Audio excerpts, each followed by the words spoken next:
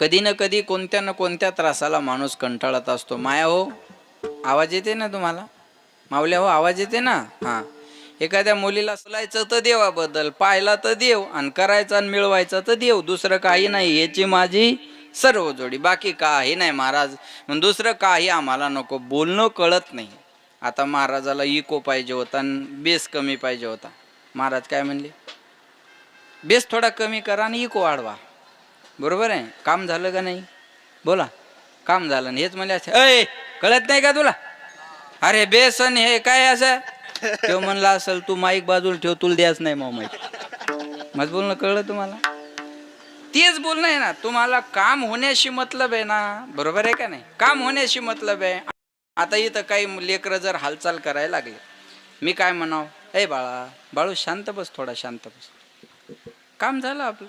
त्याला जर म्हणलं कोणाचा आहे रे तू, ते उठ्ठन मग जाऊन शिवा देत. मग बोलणं कळलं तुम्हाला? जे काय आहे ते बोलण्यामुळं आहे. बघा, घर घरापासून दुरावल्या जातं. कशामुळं? बोलण्यामुळं. भाऊ भावापासून दुरावल्या जातो. कशामुळं? बोलण्यामुळं. नवरा बायकोचं भांडण कशामुळं? बोलण्यामुळं. सासूचं सुनेच्या भांडणाला तर बोलण्याशिवाय दुसरं कारणच नाही. सासून सुनाचं भांडण जर विचारलं कशामुळे झालं? ती अशी म्हणली मला, ती अशी म्हणली म्हणून मी अशी म्हणली. बरोबर झालं. दुसरं काही कारणच नाही. यांना बोलण्यानंच होत असतं. म्हणून बोलणं आलं पाहिजे माणसाला. म्हणून माणसाला बोलणं शिकता आलं की सगळं आलं. बरोबर आहे ना? लक्षात ठेवा. म्हणून माऊली म्हणतात आपल्याला साच म्हणजे खरं बोलता यावं, मितुलं म्हणजे थोडं बोलता यावं. साच आणि मवाळ, मितुले आणि रसाळ, शब्द जैसे कल्लोळ अमृताचे. हे बोलणं कधी भीमाला जमलं नाही. या बोलण्याला धृतराष्ट्र कंटाळला आणि रात्रीच्या टायमाला वनात गेला. रात्रीच्या टायमाला वनात गेला. ज्या वनात गेला त्या वनाला आग लागली. लक्ष देऊन ऐका. दोन्ही डोळ्यांना आंधळा आणि आगीत सापडला. आगीपासून बचावासाठी पळायचा आणि आगीतच जाऊन पडायचा.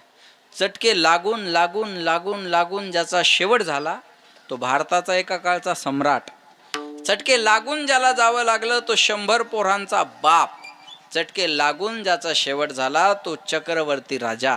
माऊली म्हणतात जयाच्या ऐक धड नाही तयाचे परत रपुसशी काही. एवढ्या भयानक यातना भारताच्या सम्राटाला सहन कराव्या लागल्या. हा शेवट कुणाचा आहे? गरिबाचा आणि सामान्याचा नाही. हा शेवट काही काळ भारतावर राज्य करणाऱ्या सम्राटाचा आहे. महाराज, ही सोपी गोष्ट आहे. कोण दिवस येईल कैसा कोण जाणतो. उद्याचा दिवस आपल्यासाठी कसा असेल हे सांगता येत नाही.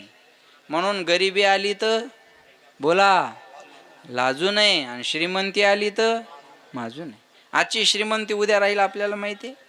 आपल्या डोळ्या देखत 100 एकरावाले मालक आज गुंठ्यावर आलेले आहेत, आणि आपल्या डोळ्या देखत एकर भराचा मालक आज 50 एकराचा झालेला आहे. उद्याचा दिवस कुणाचा कसा येईल काय सांगता येते महाराज. मग घमंड करू नका. कशाचीच घमेंड नसावी. ना सत्तेची, ना श्रीमंतीची, ना स्वरूपाची, ना विद्वत्तेची, ना कलेची.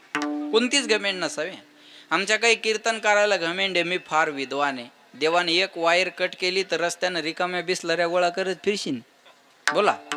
कोणाला वाटतं मी सुंदर दिसतो, गाडी स्लिप झाली तर थोबाडाचा नक्षा बदलून जाईल. माझं बोलणं लक्षात ठेवा. कोणाला वाटतं माझ्यात ताकद आहे, उद्या अर्धांग वायू झाला तर बशी सुद्धा धरता येत नाही.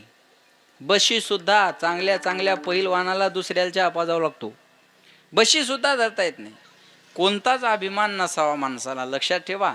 भारताच्या सम्राटाला जर आगीत जळून जावं लागलं तर आपण एवढे मोठे आहे का?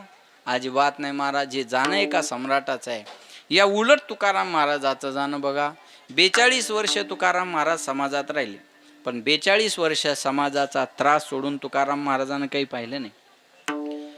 तुकाराम महाराजाची गाथा सुद्धा लोकांनी पाण्यात बुडवली. लक्ष देऊन ऐका. एवढा त्रास तुकाराम महाराजाला होता.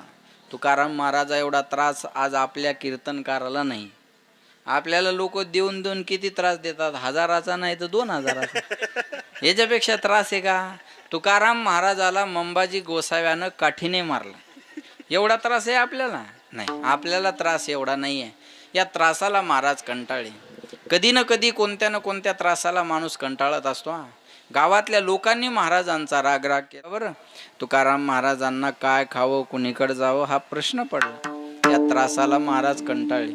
कधी ना कधी कोणत्या ना कोणत्या त्रासाला माणूस हो, आवाज येते ना तुम्हाला माऊल्या हो, आवाज येते ना. हां, एखाद्या मुलीला सारखा सासरचा त्रास झाला की आठवण कुठली येते? बोला महिला मंडळ, बोला.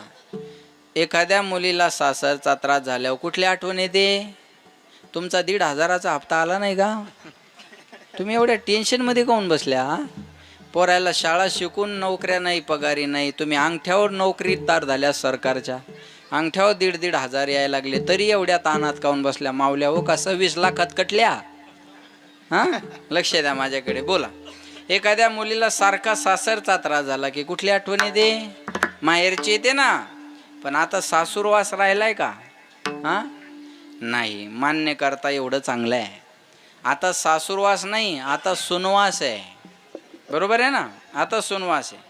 माझ्या लहानपणी एकच वाक्य ऐकाय मिळायचं, सासू कशी भेटती, सासू कशी भेटती, सासू कशी भेटती, सासू कशी भेटती. नवरा कसा भेटतो याची चर्चाच नसायची बरं का. सासू कशी भेटती, सासू कशी भेटती. आता सासूचीच चर्चा असती, महाराणी येतीच कशी, ठेवती घरात का काढती लाता मारून घराच्या बाहेर. बरं, येतीच कशी ही चर्चा नाही, येतीच का नाही ही चर्चा आहे. पहिल्यानं असं म्हणायचे, चांगली बायको मिळाय काय लागतं? नशीब. आता बायको मिळायलाच नशीब लागतं. एका पोराला म्हणलं तुला लग्नासाठी पोरगी कशी पाहिजे, म्हणी फक्त जिवंत. बाकी अपेक्षाच राहिली नाही म्हणे महाराज आपली. एखाद्या मुलीला सासरचा त्रास झाला की तिला आठवण कुठली येते? माहेराची येते बघा. ती काय म्हणते? जाच सासूचा सोसेना, कुणी माहेराच येईना. जाच सासूचा सोसेना, कुणी माहेराच येईना. माहेरातला आल्यावरती काय म्हणते बघा. सासूचा जाच अवघड असतो. महाराज, जिला जाच आहे ना तिलाच माहिती आहे जाच काय असतो. एखाद्या पोरीला जर म्हणलं बाई अगं नांदावं लागत असतं, ती म्हणते माय तू जर माझ्या जागी असते ना तर मग तुला कळलं असतं माझी सासू किती त्रास देते. हे बघा, लक्ष देऊन ऐका, सासूचा जाच कसा असतो. एकाच्या घरी रोज भिकारी यायचा, रोज भिकारी यायचा आणि त्या सासूने एकच म्हणायचं, काही घरी नाही, चला आमच्या घरी काय नाही, चला जा. काय म्हणायची? आमच्या घरी काय नाही, चला जा. रोज भिकारी त्या दारात यायचा आणि सासूने एवढंच म्हणायचं, आमच्या घरी काय नाही, जा पुढच्या घरी जा. एक दिवस सासू घराच्या बाहेर गेली आणि तो भिकारी आला. आता सुनेला वाटलं सासू रोजच नाही म्हणती आणि आपण काही द्यावं तर नसले तर वाद व्हायचा का नाही. मग सुनेनं सांगितलं आमच्या घरी काय नाही, पुढच्या घरी जा.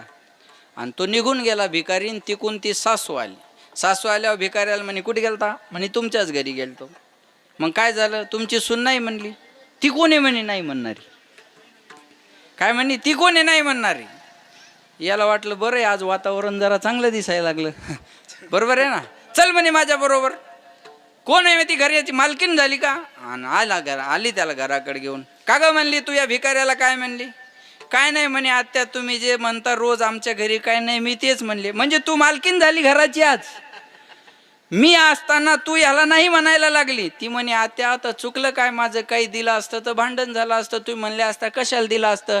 म्हणजे मी बोलते तर मला उलट समजून सांगते का? अहो म्हणे आत्या झालं काय? तू नाही म्हणणारी कोण? मला पहिल्यांदा उत्तर दे. ती म्हणे आत्या चुकलं माझं, परत नाही होणार असं. हां, मग एवढं झाल्यावर तिचं समाधान झालं. मग भिकाऱ्याला वाटलं ही आपल्याला काहीतरी आता ज्या अर्थी एवढी तपली त्या अर्थी आपल्याला काहीतरी देणार आहे. मग त्या भिकाऱ्याला म्हणे ती नाही म्हणणारी या घराची मालकीन नाही. हां, मी सांगते आमच्या घरी काय नाही, अंजाय. आता एवढंच म्हणायचं, याला म्हणतात जाच. कळलं माझं बोल? हा सासूचा जाच आता मला सहन होत नाही. आणि मग ती माहेराला, लक्ष द्या, ती जाचाला कंटाळलेली सासूरवाशीन काय म्हणते बघा. बाई बाई जाते ग माहेराला, बाई बाई जाते ग माहेराला, बाई बाई जाते ग माहेराला, बाई बाई जाते ग माहेराला. माझ्या मुळच्या घराला, माझ्या मुळच्या घराला, माझ्या मुळच्या घराला ग बाई बाई जाते बाई बाई जाते माहेराला अग बाई बाई जाते माहेराला बाई बाई जाते माहेराला बाई बाई जाते ग माहेराला बाई बाई जाते ग माहेराला माझ्या मुळाच्या घराला माझ्या मुळाच्या घराला माझ्या मुळाच्या घराला ग बाई बाई जाते ग माहेराला बाई बाई जाते ग माहेराला चुकवा एवढा जाच तुमच्या पाया पडते भो चुकवा वाय वडा जात तुमच्या पाया पडते हो उबगले सासरी आता मज मायराला न्यावो चुकवाय वडा जात तुमच्या पडते पाया हो या जाचातून मला सोडवा आणि आता मला माझ्या माहेराला घेऊन चला. जसं सासूरवाशीन जाचाला कंटाळली की तिला माहेराची आठवण येते ना, तसं महाराज म्हणतात आता मला सुद्धा माझ्या माहेराची आठवण यायला लागली. आपुल्या माहेरा जाईन मी आता निरोपया संता हाती आला. आपलं माहेर कोणतं आहे?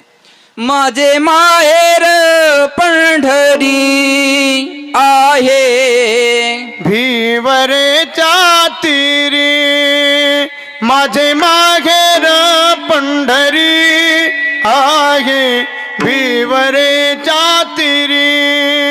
आपलं सर्वांचं माहेर कुठे? जाई नगे माये तया पंढरपुरा भेटेन माहेरा.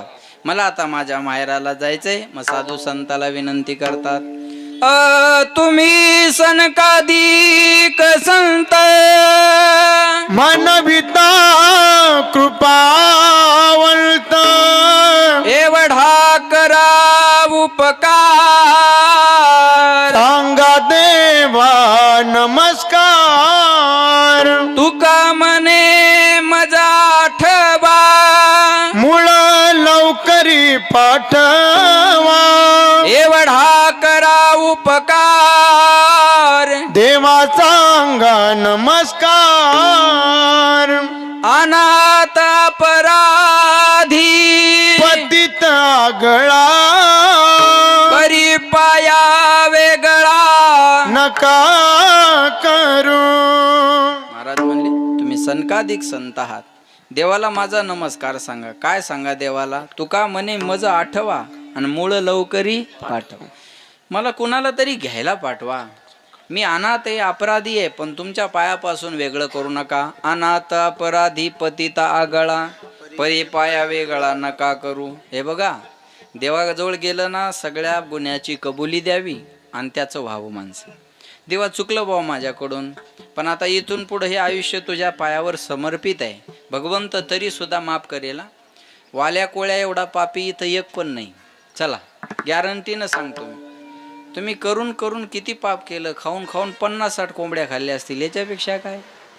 याच्यापेक्षा काय पाप आहे? वाल्या कोळ्याने माणसं मारली होती, मोजली नव्हती. माझं बोलणं लक्षात ठेवा बरं का. पण वाल्या कोळ्याची वाल्मिक ऋषी झाली आणि राम जन्माला येण्याच्या अगोदर रामायण लिहून ठेवलं. आपल्या सगळ्यांना माहीत. देवाजवळ गेलं की आपल्या गुन्ह्याची कबुली द्यावी माणसानं.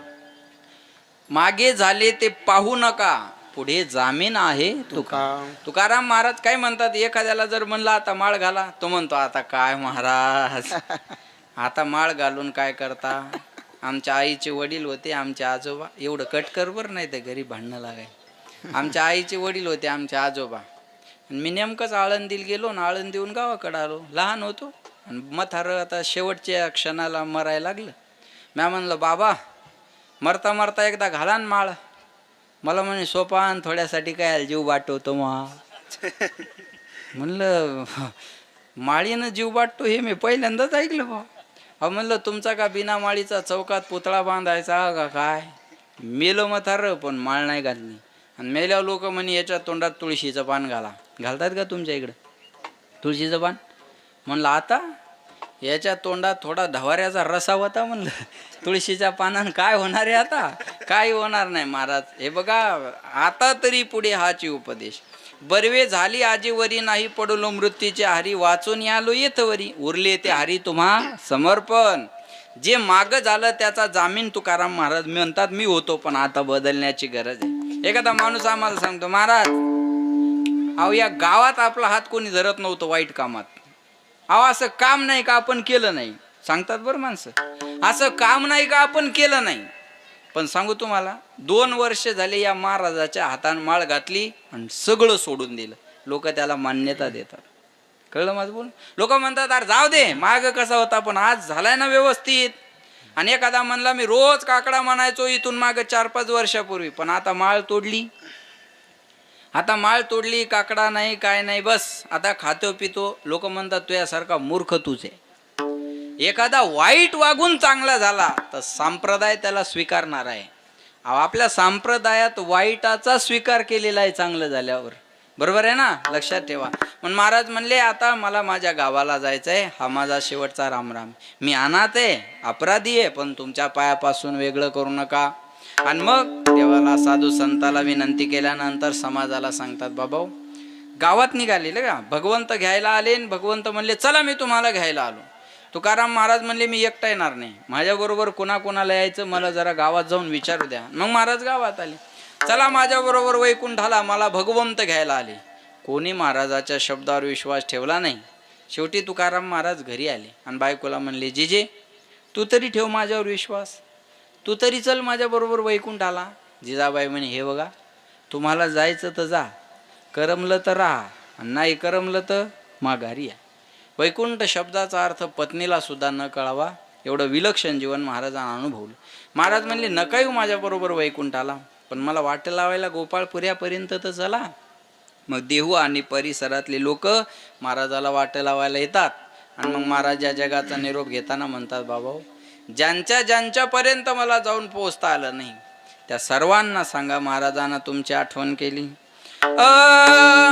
आम्ही जातो तुम्ही कृपा सुद्यावी, सकळा सांगावी, विनंती माझी वाड वेळ झाला, उभा पांडुरंग वैकुंठा श्रीरंग बोलावितो.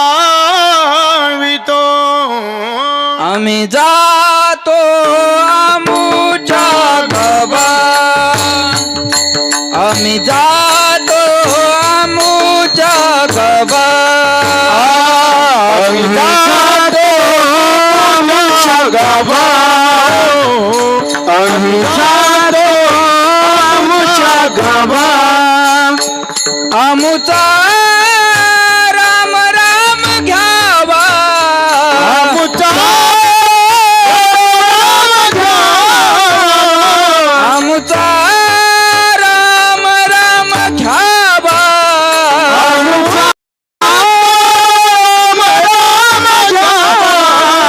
आम्ही जातो आमुच्या गबा, आम्ही जातो आमुच्या गबा, आम्ही जातो आमुच्या गावा, आम्ही जातो आमुच्या गावा. महाराज म्हणले आता आम्ही आमच्या गावाला जाणार आहे, आमचे शेवटचा रामराम तुम्हाला आहे, लक्ष देऊन ऐका बरं का. लोक म्हणले तुमचं गाव कोणतं आहे? महाराज म्हणले आमचं गाव हे नाहीये जसं आलेल्या बऱ्याचशा पाहुण्याचं गाव जवळ का नाहीये. मग कोणी दुसरबीडवरून आलं, कोणी विझोऱ्यावरून आलं, कोणी सिंदखेड राजावरून आलं, कोणी यवतमाळवरून आलं, कोणी पुण्यावरून आलं, कोणी शिर्डीवरून आलं, तर कोणी बुलढाण्याकडून आलं. इथले आलेले पाहुणे जे आहेत कोणी मुंबईवरून आलं, दूर दूरवरून आले ना. लक्ष देऊन ऐका. महाराज म्हणतात आमचं गाव हे नाही आहे, मग आमचं पण गाव वेलतूर आहे. बरोबर आहे ना? आमचं पण गाव हे नाही आहे. तुमचं गाव कोणतं आहे? महाराज म्हणले आम्ही वैकुंठवासी आलो याचे कारणाशी, बोलिले जे ऋषी साच भावे वरताया. कशासाठी आले महाराज? बुडत हे जन नदी खवी डोळा, येतो कळवळा म्हणून या. ब्रह्ममूर्ती संत जगी अवतरले, उद्धराया आले दीन जाना. बघा, माणसाला माणसाची प्रगती सहन होत नाही, कुत्र्याला वाहनाची गती सहन होत नाही, संताला आपली अधोगती सहन होत नाही. म्हणून महाराज त्यांचं गाव सोडून या गावी आलेले आहेत. पण महाराज म्हणले आता मी जाणार आहे, पण माझी गाथा तुमच्यासाठी मागं ठेवून जाणार आहे. आजवरी होतो तुमचे गावी, आता कृपा असू द्यावी. आता जाणार आहे पण येणार नाही. असं आहे ना, इतिहास सांगतो आपल्याला, जो गेला तो पुन्हा येत नाही. लक्ष देऊन ऐका बरं का. लाख आते हैं लाख जाते हैं, लाख आने से एक ही कमी कभी पूरी नहीं होती है. लाख माणसं येतील, लाख माणसं जातील, पण एकदा गेलेला माणूस पुन्हा पाहायला मिळत नाही. महाराज म्हणले आता नाही येणे जाणे, सहज बोलणे कुंटले, आम्ही जातो आमच्या गावा, आम्ही जातो आमच्या गावा, आम्ही जातो आमच्या गावा, आमचा राम राम घ्यावा, आम्ही जातो आमच्या गावा.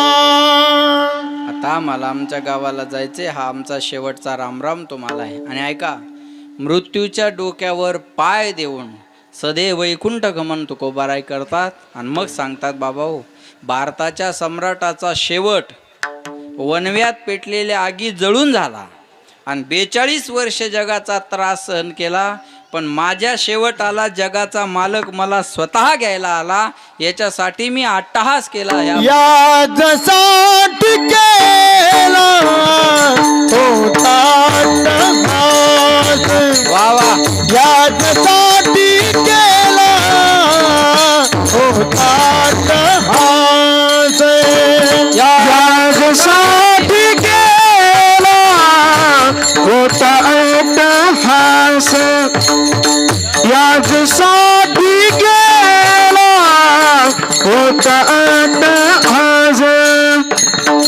यासाठी केला होता अट्टहास, यासाठी केला होता अट्टहास, यासाठी केला होता अट्टहास, यासाठी केला होता अट्टहास. शेवटचा दिसा गोड भावा, गोड भावा, गोड भावा, आता निश्चितीने पावलो विसावा, आता निश्चितीने पावलो विसावा, आता निश्चितीने पावलो विसावा, आता निश्चितीने पावलो विसावा, विसावा, विसावा. वा, टाळ्या वाजवा एकदा जोरदार. याजसाठी केला होता अट्टहास, शेवटचा दिवस गोड व्हावा. आता शेवट गोड होणं म्हणजे काय? शेवट तो भला माझा बहु गोड झाला, आलो नेजाच्या माहेरा, भेटी रखुमाईच्या वरा. याजसाठी केला होता अट्टहास. शेवट गोड होणं म्हणजे काय? मरण माझे मरोनी गेले, मज केले अमर. याजसाठी केला होता अट्टहास. शेवट गोड होणं म्हणजे काय? अमर आहा, अमर आहा, खरे के पहा कोटे हे. महाराज म्हणतात याजसाठी केला होता अट्टहास. काळ गुलाम सलाम करी, तुकया घरी राबतो, याजसाठी केला होता अट्टहास. जगा काळ खाय, आम्ही माथा दिला पाय, याजसाठी केला होता अट्टहास. तुकाराम तुकाराम तुकाराम तुकाराम तुकाराम तुकाराम तुकाराम तुकाराम तुकाराम तुकाराम तुकाराम तुकाराम तुकाराम तुकाराम तुकाराम तुकाराम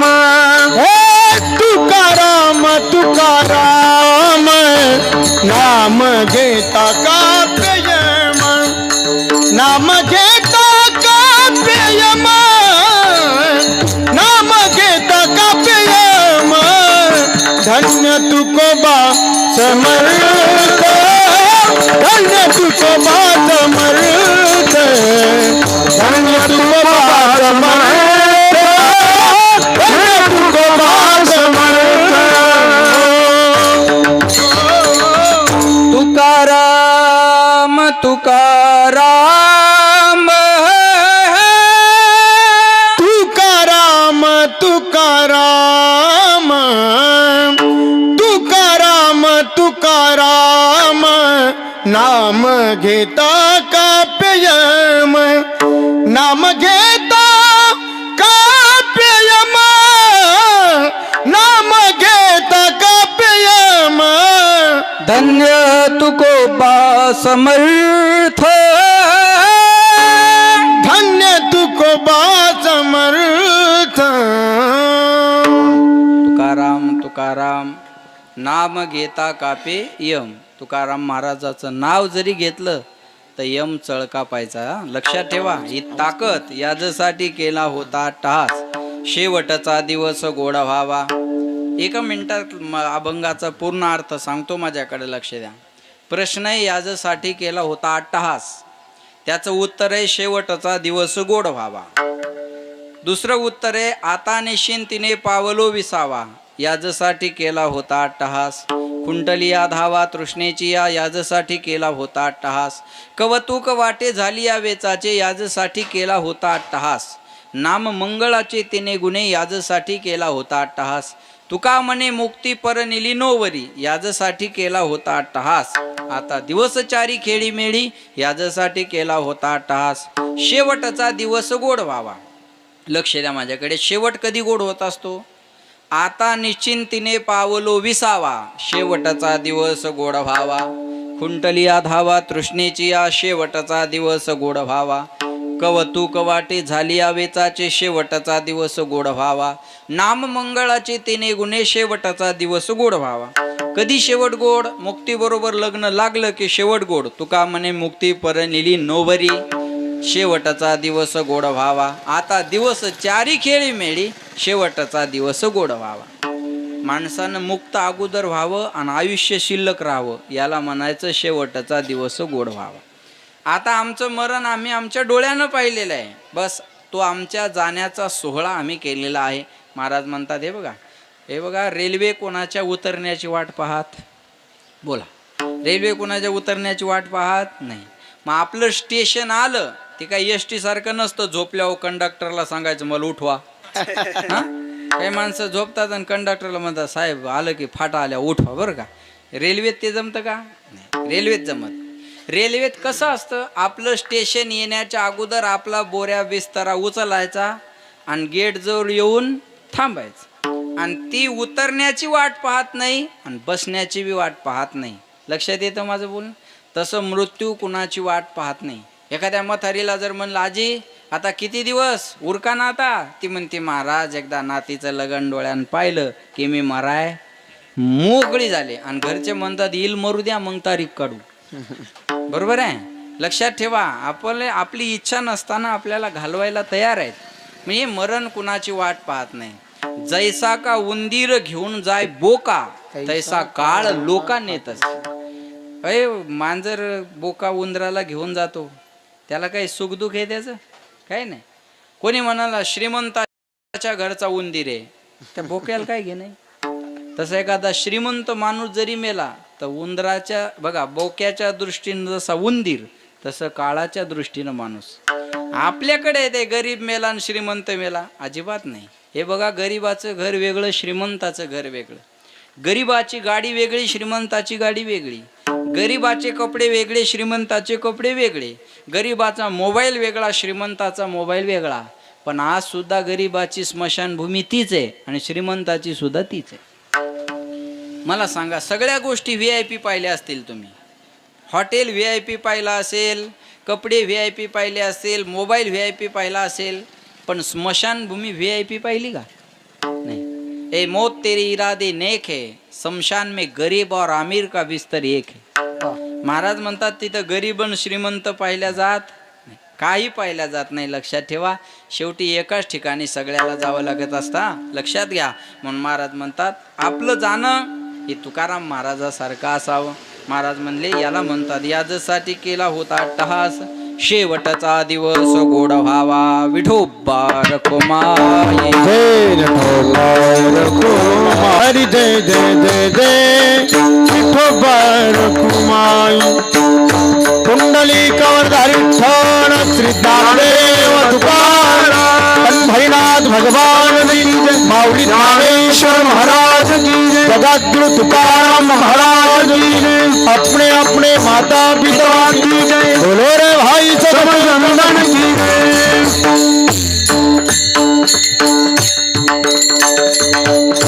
याच्यासाठी केला होता अट्टहास, शेवटचा दिवस गोड व्हावा आता निश्चिंतीने पावलो विसावा, कुंडली धावा तृष्णेची या. अभंगाचा अर्थ तुमच्या समोर मांडण्याचा प्रयत्न केलेला आहे. 5-10 मिनटं अजून घेणार आहे आणि थांबणार आहे 5-7 मिनटामध्ये. आज कैलासवासी अंजनाबाई मल्हारी चव्हाण यांच्या 13वीच्या निमित्तानं हा कार्यक्रम या ठिकाणी आयोजित केलेला आहे. आता 13वी कशासाठी करायची असते मी तुम्हाला थोडक्यात सांगतो. कारण असं आहे, मेल्यानंतर हा आत्मा 13 दिवस आपल्या घरामध्येच असतो वास्तव्याला. फार लक्ष देऊन ऐका 5 मिनटं. 13वी कशासाठी असते, सावडण काय आहे, 10वा काय आहे, 13वा काय, 14वा काय, 6 मासं काय, वर्ष श्राद्ध काय, लक्ष देऊन ऐका. आपण जन्माला आलो, आपल्यावर ऋण आहे, अनेक ऋण आहेत, पण शास्त्रानं 3 ऋणाला प्राधान्य दिलेलं आहे. पहिलं ऋण आहे देवाचं, पहिलं ऋण आहे देवाचं की ज्याने हे सुंदर जग निर्माण केलं आणि आपल्याला जन्माला घात. दुसरं ऋण आहे आपल्याला आईवडिलाचं की ज्यांनी आपल्याला जन्म दिला. आणि तिसरं ऋण आहे साधू संता की ज्यांनी आपल्याला जगण्याचं महत्त्व कळून दिलं. फार लक्ष देऊन ऐका बरं का. आता 5 मिनटं. आपल्यावर पहिलं ऋण आहे देवाचं, दुसरं ऋण आहे आपल्या मायबापाचं आणि तिसरं ऋण आहे साधूचं. तसं समाजाचं ऋण आहे, देशाचं ऋण आहे, गावाचं ऋण आहे, असे अनेक ऋण, संप्रदायाचं ऋण आहे, असे अनेक ऋण आपल्याकडे आहेत. पण शास्त्राने या 3 ऋणाला प्राधान्य दिलेलं आहे. एक देव ऋण, दुसरं मातृपितृ ऋण आणि तिसरं साधू ऋण. तर ऐका, या कीर्तनाच्या माध्यमातून काय होतं तर देवाचं नाव घेतल्यामुळं देवाच्या ऋणातून आपण मुक्त होतो. आईच्या निमित्तानं कार्यक्रम ठेवला म्हणून आईच्या ऋणातून आपण मुक्त होतो. आणि साधूनं सांगितलेल्या वचनावर आपण चाललो म्हणून आपल्याला साधूच्या ऋणातून सुद्धा मुक्त होता येतं. मार्ग दावणी गेले आधी दयानिधी संत तेनेची पंथे चालू जाता, न पडे गुंता कोठे काही. म्हणून माणसानं हे सावडण असेल, 10वा असेल, 13वा असेल हे केलं पाहिजे. कारण आत्मा जेव्हा या जगातून या इहलोकाची यात्रा संपते त्याच्यानंतर 13 दिवसापर्यंत या घरामध्ये वास्तव्याला असतो. आणि एकदा 10व्याचा पिंडदान झाला की तो आत्मा मुक्त होत असतो. लक्ष देऊन ऐका बरं का. आणि त्याची ही यात्रा संपून तो परलोकामध्ये जात असतो. आणि मग त्यांचं खाद्य कोणतं असतं, आपण जे पिंडदान करतो ना ते त्या आत्म्याचं खाद्य असतं. पिंड पदावरी दिला आपुली करी, माझे झाले गया वर्जन, फिटले पितराचे ऋण. आपल्या मायबापाच्या ऋणातून कधी मुक्त होतो माणूस, पिंड श्राद्ध तर्पण ह्या गोष्टी केल्याच्या नंतर त्यांच्या ऋणातून आपल्याला मुक्ती मिळत असते. 6 मासं केलंच पाहिजे, वर्ष श्राद्ध सुद्धा केलं पाहिजे. कारण वर्षाला एक वेळेस आपण जसं आता जर विचार केला तर आता काय चालू आहे सध्या, नवरात्र चालू आहे, बरोबर आहे ना. शारदीय नवरात्र महोत्सव आहे, म्हणजे उत्सव आईचा आहे. याच्या महिन्याच्या अगोदर उत्सव होता बाप्पांचा, गणपती बाप्पा मोरया. त्याच्यानंतर 15 दिवसाचा उत्सव आहे तो बापाचा पितृपक्ष, कळलं तुम्हाला. आणि त्याच्यानंतरचा उत्सव आहे आईचा. पहिला पंधरवाडा बाप्पांचा, त्याच्यानंतरचा पंधरवाडा बापाचा आणि त्याच्यानंतरचा पंधरवाडा आईचा. आपल्याला हिंदू धर्मानं असा हा क्रमवार दिलेला आहे. म्हणून पितृपक्षामध्ये आपण पितर जेवायला घालतो का नाही, वर्षातून एकदा. नाथ महाराजांना सुद्धा आपले पितर जेवायला घालायचे दरवर्षी, बरं का. सगळ्यांना कथाभाग कदाचित माहीत असेल. म्हणून आपण ह्या गोष्टी केल्या पाहिजे. आणि हे बघा, माझ्याकडे लक्ष द्या, आई वडिलाच्या ऋणातून तर माणूस कशानंच मुक्त होऊ शकत नाही, कशानंच होऊ शकत नाही. पण आज या 3 भावांनी हा जो प्रयत्न केला हा समाजापुढे एक आदर्श आहे. मी पुन्हा एकदा सांगतो, या तिघांसाठी जोरदार टाळ्या वाजवा. एकीकडं माय बापाची तेरवी न करणारे पोरही मला माहिती आहेत, आणि एकीकडं आईच्या तेरवीच्या निमित्तानं एवढा मोठा कार्यक्रम ठेवणारी मंडळी सुद्धा मला माहिती आहे. एक 15-8 दिवसापूर्वी मी पुण्यामध्ये कीर्तन केलं. पुण्यामध्ये बावधनला मी कीर्तन केलं. यूट्यूबला आपल्याला कदाचित तो कार्यक्रम पाहायला मिळेल. लक्षात ठेवा कशामुळं तो कार्यक्रम केला. एका पोराचे वडील दोन्ही डोळ्यानं आंधळे झाले होते. एका डोळ्यानं पहिल्यांदा दिसायचं, पण त्यांची लाकडाची वखार होती आणि ते एक तुकडा उडून डोळ्याला लागला. लक्ष देऊन ऐका बरं का. आणि तेव्हापासून वडिलाला दिसायचं बंद झालं. तर त्यांच्या मुलानं त्या बापाची सेवा 37 वर्षे केली. 1, 2, 3 आणि 4 दिवस नाही, 37 दिवस नाही, 37 महिने नाही, 37 वर्ष आपल्या वडिलाची त्या पोरानं सेवा केली. आणि आजही वडिलाची जी खोली आहे ती तशीच आहे. वडिलाचे कपडे जिथल्या तिथे आहेत, वडिलाला दिलेले पैसे जिथल्या तिथे आहेत, वडिलाची चप्पल काठी सगळं तिथं आहे. तो पोरगा आज इथं नसून मी बोलतोय म्हणजे सत्यताच असेल. आजही त्या गोष्टी तिथल्या तिथं आहेत. आणि त्या पोरानं आपल्या वडिलाच्या वर्ष श्राद्धानिमित्तानं पुण्यामध्ये जो कार्यक्रम केला ना, जवळपास 1.5 कोटी रुपये त्यानं खर्च केला. जे पुण्याला तुमचे पाहुणे कदाचित त्यांनी ते बॅनर वगैरे सगळे पाहिले असतील. 1.5 कोटी रुपयापर्यंत वडिलाच्या पुण्यस्मरणाचा त्यांनी खर्च केला. आणि काही नाही, महाराज एवढंच म्हणत होता की आज बाबा पाहिजे होते, बाबा पाहिजे होते. महाराज एकीकडं बाप जाण्याचं हे दुःख कुणीकडे आहे, आणि एकीकडं मायलान बापाला लाता मारून घराच्या बाहेर काढणारे पोरं कुणीकडे. हे बघा, बसलेल्या मायबापानं कोणती चिंता करायची का नाही करायची मला माहीत नाही, पण एक चिंता अवश्य करा. कोणती? म्हातारपणी आपल्या पोरानं आपल्याला सांभाळलं पाहिजे. आणि ही चिंता करत असताना त्याच्यावर चांगले संस्कार द्या. आज या तिघा बंधूंना हा कार्यक्रम आईचा ठेवला, पोरांना सांगायची गरज राहणार नाही. आपुलिया हिता जो आशे जागता, धन्य माता पिता तयाची. कुळी कन्यापुत्र होती जे सात्विक, तयाचा हरीख वाटे देवा. मला पहिल्यांदा हार घातला नाही, ते म्हणत होते घाला, पण मला आज त्याचं काही वाटणार नाही. कारण तुम्ही मंडळी कीर्तन ठेवता याच्यातच मी खुश आहे. मी याच्यातच आनंदी आहे. त्याच्यामुळं मला आज व्यवस्थेचं काही घेणं देणं नाही. व्यवस्था आम्हाला रोज आहे, पण साधू संतांनं जो तळागाळातला समाज आहे ना, त्या समाजापर्यंत वारकरी संप्रदायाचे विचार पोहोचवले, आणि त्या विचाराची खऱ्या अर्थाने याच पावती आहे. तुम्ही स्वतःला कमी जातीचे समजून घेऊ नका बरं का. कोणीच कमी जातीचं, हे बघा, कोई जाती नीच नाही होती. माझं बोलणं एक वाक्य लक्षपूर्वक आहे का. कोई जाती नीच नहीं होती, लेकिन नीच हर एक जाती में होता है. वाक्य कळलं असेल तर बघा तुम्हाला. कोणती जात कमी नसते महाराज, कोणतीच जात कमी नसते. लक्षात ठेवा. मग ही जात श्रेष्ठ आहे आणि ही जात कनिष्ठ आहे असा मोठाडपण मिरवायचं काही काम नाही. ज्याला देव धर्म कळत नाही ते नीच आहेत. एका वाक्यात सांगतो मी तुम्हाला, ते कोणत्याही जातीत जन्माला आलेले असू द्या. महाराज म्हणले नाही तरी काय थोडी श्वान शुकरे बापू. नाही तर कुत्र्या मांजराची कमतरता आहे का. कोणी म्हणाल मी बंगला बांधला, ज्या चिमणीला हात पाय नाही ती खोपा बांधती. कोणी म्हणाल मला पोरग झालं, तुला वर्षात एक झालं, कुत्रीला एका टायमाला 6 होतात. कलर बदलून, क्वांटिटी आणि व्हरायटी दोन्ही बी गोष्ट बरोबर आहे.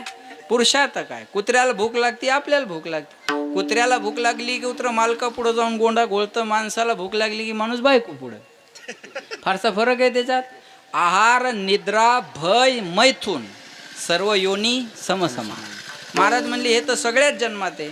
ज्याला भजन कीर्तन देव धर्म कळत नाही, महाराज म्हणले त्याचा होय भूमिभार. अशा लोकांचा भूमीला भार आहे.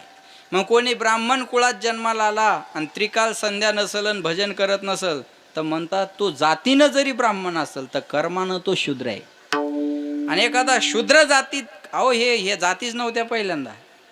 ह्या जाती कोणा आणल्या काय माहीत बुवा. ह्या जाती नव्हत्या पहिल्यांदा. लक्षात ठेवा. पहिल्यांदा वर्णाश्रम धर्म होता. ब्राह्मण, क्षत्रिय, वैश्य आणि शूद्र. आणि ठरलं कसं जायचं, ज्याच्या त्याच्या कर्मानुसार ठरल्या जायचं. कोणी ब्राह्मणाचं कर्म करत असेल तो कोणत्या जातीत जन्माला आला तो ब्राह्मण व्हायचा. कोणी क्षत्रियाचं कर्म करत असेल, लक्ष द्या, तो कोणत्याही जातीत जन्माला आला तो क्षत्रिय व्हायचा. कोणी वैश्याचं कर्म करत असेल तो कोणत्याही जातीत जन्माला आला तो वैश्य असायचा. आणि कोणी शूद्राचं कर्म करत असेल आणि तो कोणत्याही जातीत आला तो शूद्र असायचा. पण जे फक्त शाळेत म्हणावल्या जातं, भारत माझा सारे भारतीय माझे, आणि टीशी देताना जात लिहून देतात. काय दुर्भाग्य या देशाचं, मला काही कळत नाही. बरोबर आहे ना, नाव शाळेत घेताना बी जात विचारतात. काय अवघड झालेलं आहे, ही गोष्टच अवघड आहे महाराज. आणि सध्या महाराष्ट्र याच्यात होरपळून चाललेला आहे. सध्या महाराष्ट्र याच्यात होरपळून चाललेला आहे. पहिल्यांदा असं नव्हतं. हे जुने माणसं जे सोबत राहायचे जास्त, हे गोष्टी नव्हत्या. लक्षात ठेवा, मला काय सांगायचं, मला सांगायचं हेच आहे, श्रेष्ठ कोण आणि कनिष्ठ कोण. ज्याला देव धर्म पाप पुण्य कळत नसल तो कनिष्ठ, आणि ज्याला देव धर्म पाप पुण्यातला फरक कळत असल तो श्रेष्ठ. चुकीचं बरोबर हे कुत्र्याला सुद्धा कळतं. मी तुम्हाला उदाहरण सांगतो तुमच्या अनुभवातलं. कुत्र्याला सुद्धा चुकीचं बरोबर कळतं, माणसाला का कळत नाही? फक्त माणसानं मानायचं का नाही मानायचं हा त्याचा प्रश्न आहे, पण त्याला कळतं बरं का. जानामि अधर्मम, दुर्योधनाला विचारलं तुला धर्म कळत नाही का? कळतो म्हणे. मग करत का नाही? इच्छा नाही. तुला अधर्म कळत नाही का? म्हणे कळतो. मग सोडत का नाही? इच्छा नाही. जानामि धर्मम नच मे प्रवृत्ती, जानामि अधर्मम नच मे निवृत्ती. मला धर्म कळतो पण माई करायची इच्छा नाही. मला अधर्म कळतो पण माई सोडायची इच्छा नाही. दारू पिणाऱ्याला जर म्हणलं ना दारू वाईट आहे, तो म्हणतो मला कळत नाही का? काय म्हणतो? त्याला म्हणलं अहो दारू वाईट आहे, मला कळत नाही का? अहो त्या तंबाखूच्या पुडीवर लिहिलेलं असतं तंबाखू खाल्ल्यानं कर्करोग होतो, तरी माणसं करकर चोळून आणतात. माझं बोलणं कळलं तुम्हाला? त्याच्यावर लिहिलेलं आहे. एखाद्या पिणाऱ्याला म्हणा दारू वाईट आहे, तो म्हणतो अहो महाराज हे तुम्ही सांगायचे काय करायचे, मला कळत नाही का दारू वाईट आहे? नाही तर मी येताना भात का आणायच्या ऐवजी क्वार्टर आणली नसती का पोरायला? दारू वाईट आहे मला कळतं ना, मग सोडत का नाही? इच्छा नाही. सोडत का नाही म्हणलं तर इच्छा नाही. लक्षात ठेवा बरं का, कळतं सर्वात. कुत्र्याला भाकर टाका, हे बघा चूक बरोबर हे कुत्र्याला सुद्धा कळतं. कुत्र्याला भाकर टाका, अनुभवातलं आहे आपल्या. कुत्र्याला भाकर टाकली की कुत्रं लगेच खात नाही बरं का. पहिल्यांदा भाकर टाकणाराकडं पाहत, भाकर टाकणाराकडं पाहतं, भाकरीकडं पाहतं, आणि त्या भाकर टाकणाराकडं पाहून असं शेपूट हलवतं बा. म्हणजे भाकर टाकणाराला ते धन्यवाद देतं त्याच्या दृष्टीनं की तुम्ही मला भाकर टाक. आणि काय करतं पा, त्या भाकरीवर पाय देतं आणि एका पायानं भाकर दाबतं आणि दुसऱ्या पायानं दाबून ते तोंडानं तोडून खातं. आता या उलट पहा, कुत्र्यानं जर भाकर चोरली तर ते तिथं खात नाही, ते शेपूट हलवत शेपूट दाबून पळतं. मग बोलून लक्षात ठेवा, कुत्र्यानं जर भाकर चोरली तर ते तिथं खात नाही आणि शेपूट हलवत नाही, मग ते भाकर तोंडात धरतं, शेपूट दाबून दुम दाबाके बस लांब जातं वावरात आणि लिंबाखाली असं इकडं तिकडं पाहतं आणि खातं. बरोबर आहे? बरोबर आहे. अरे कुत्र्याला जर खऱ्यातला आणि खोट्यातला फरक कळत असेल तर माणसाला का कळत नाही? माणसाला का कळत नाही? माणसं मान्य करत नाही ही शोकांतिका आहे. कुत्र्याला कळतं हो हे चांगलं आहे नाही वाईट आहे, माणसाला का कळत नाही? कळतं माणसाला. पण माझी विनंती सगळ्यांना एकच आहे, चांगल्या वाईटातला फरक जाणा. अन्नातला आणि शेणातला फरक ज्याला कळतो ना त्याला चांगल्या वाईटातला फरक नक्की कळतो, नक्की कळतो महाराज. पण आज हे जे कार्य आहे हे चांगलं काम आहे, कुणाला कळत नाही महाराज. अरे मी तर म्हणतो ह्या मला खरंच आनंद वाटतो. मी तुमच्या परिवारामध्ये अनेक कीर्तनं केली, विजोऱ्याला केलं, तिकडं भीमाभाऊच्या घरी केलं, आपल्या शिंदखेड राजाला, तिकडं यवतमाळ वर्ध्याकडेही केलं. आणि यावर्षी तुमची जी देवी आहे मोताळ्याला, काय गाव आहे ते? त्या गावाला माझंच कीर्तन आहे यात्रेत यावर्षी. यावर्षी 2 नोव्हेंबरला तुम्ही सर्व तिथं हजर असणारच आहे. आणि मी सांगतो तुम्हाला, या जशी बंजाऱ्याची काशी म्हणजे पोहरा देवी आहे, तसं आपल्या समाजाची काशी म्हणजे ती देवी आहे. बरोबर आहे ना? आपल्या समाजाची काशी म्हणजे ती देवी आहे. पण तिथंही परम भाग्यानं यावर्षी माझंच कीर्तन आहे. आणि मला आनंद याचा वाटतो की आपण मंडळी कीर्तन ठेवता, ही फार आनंदाची गोष्ट आहे. आणि कष्ट करणारा समाज या समाजात सगळ्यात हार्ड काम जे दगडाला आकार देतात तो हा समाज आहे. दगडाला आकार देणारा हा समाज आहे. आणि मला माहिती आहे, लक्षात ठेवा. आणि एवढं कष्टाचे कामं करणारी आपण मंडळी आहात आणि कष्टातूनच हा परिवार पुढं आलेला आहे. सोपी गोष्ट नाही बरं का. 6 बहिणी 3 भाऊ आणि अशा छोट्याशा घरात, एखादं गावात असेल पहिलं छोटं घर, आता हे असेल. पण मला एक सांगा, एवढ्या छोट्याशा घरात 9 लेकराचा अंजना मायनं सांभाळ केला. 9 लेकराचा अंजना मायनं सांभाळ केला. बरं, एवढे कष्टाचं जीवन असून जाणं किती चांगलं झालं. कदाचित हे बघा, आई गेल्यावर तर दुःखच होतं, पण एका दृष्टीने विचार केला तर कोणाला बिचारीनं तिचं करायचं काम ठेवलं, कोण तिच्या मरणासाठी नवस करावा म्हणून तिनं काम ठेवलं. हे जुने माणसं होते ना महाराज, असे होते ना. नसलं तरी ओळख काढायचे चालता चालता आणि त्या माणसाला घरी बोलवायचे आणि चहा पाजायचे. आमच्या वडिलाला बी हौश आहे, नामदेवरावचं आणि आमच्या वडिलाच चांगलं जमतं बरं. ते रस्त्यानं चालले का कोणी पाहुणे, हो या चहा घ्यायला. आता ते हाक मारल्यावर त्या पाहुण्याला येणंच आहे ना. ते पाहुणा येऊन बसतो, वडीलही त्याला चहा पाण्याची व्यवस्था करतात. मग ते पाहुणा म्हणतो म्या ओळखलं नाही, पाहुणाच म्हणतो म्या ओळखलं नाही. आमचे वडील म्हणतात ओळखील काय करायचं, चहा घ्या, बोलल्या होईल ना ओळख. हे जुन्या माणसाची पद्धत होती बरं का, जुन्या माणसाची पद्धत होती. तशी जुनी माय त्यांच्या वयीच्या 2-3 म्हाताऱ्या, 2-4 म्हाताऱ्या इथे. हे बघा, आज मुलांना तर दुःख आहेच, पण ह्या रोज एकत्र येऊन गप्पा मारणाऱ्या म्हाताऱ्यांना दुःख जास्त आहे की माय आज अंजनाबाईल जाऊन 13 दिवस झाले. आता गप्पा माराय कोण? कारण जुन्या माणसासोबत तरुण पोरं गप्पा मारत बोलत नाही. मग त्यांच्या त्या 2-4 म्हाताऱ्या एकत्र येतात. बरं, त्याला ते आपल्यासारख्या भाग्यवान नाही, त्याला मोबाईल कळत नाही. नाही तर त्याला मोबाईल कळला असता तर टेन्शन नसतं आलं. पण जुन्या माणसाला एकमेकाशी संवाद जास्त राहायचा. आज खऱ्या अर्थानं त्या मायांना वाटत असेल की अंजनाबाईला जाऊन आज 13 दिवस पूर्ण झाले. लक्षात ठेवा. हे बघा, किती मोठं झाड असू द्या आणि फळ नसू द्या, शेतकरी त्याला तोडत नाही. शेतकरी तोडत नाही बरं का. पोरगं म्हणतो बाबा झाड तोडून टाकू आपण, फळ नाही याला. बाप म्हणतो बाळ्या झाड तोडायचं नाही, फळ नाही ठेवायचं कशाला, किती रान शिल्लक पडून जातं. बाप म्हणतो बाळ्या ते फळ जरी देत नसलं ना तर त्याचीच फळं खाऊन आपण मोठे झालेलो आहोत. आणि आता ते फळ जरी देत नसेल तर त्याची सावली चांगली आहे.